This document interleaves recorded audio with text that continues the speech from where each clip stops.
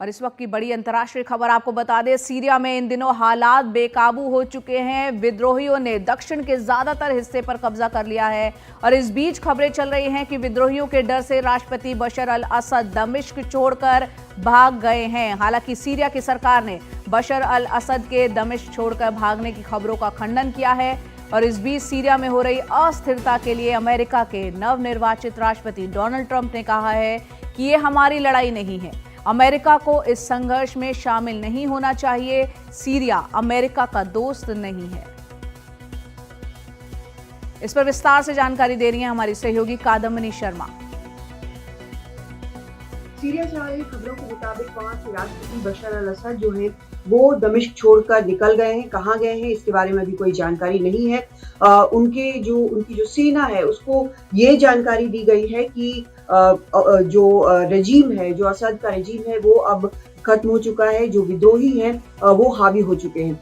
दूसरी तरफ विद्रोहियों के बारे में जो खबर आ रही है वो अब शहर के उम्मेद स्क्वायर तक, जो उनका बड़ा एक वहां पर शहर का सेंटर है, वहां तक पहुंच गए हैं और उनका कब्जा हो चुका है। बहुत तेजी से ये सारा घटनाक्रम चला है, रातों रात ये हुआ है। पहले 3 बड़े शहरों पर विद्रोहियों ने कब्जा किया।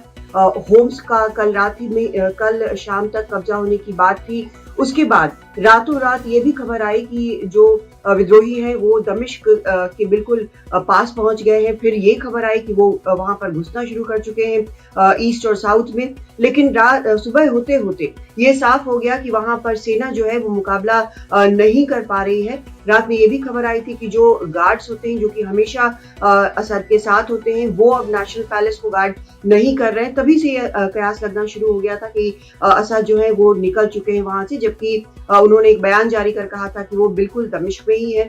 उन्होंने ये भी जानकारी आई कि उन्होंने अमेरिका से भी मदद मांगी थी और इसके बदले में कहा था कि वो निकल जाएंगे और हिजबुल्लाह से आगे कोई संपर्क नहीं रखेंगे।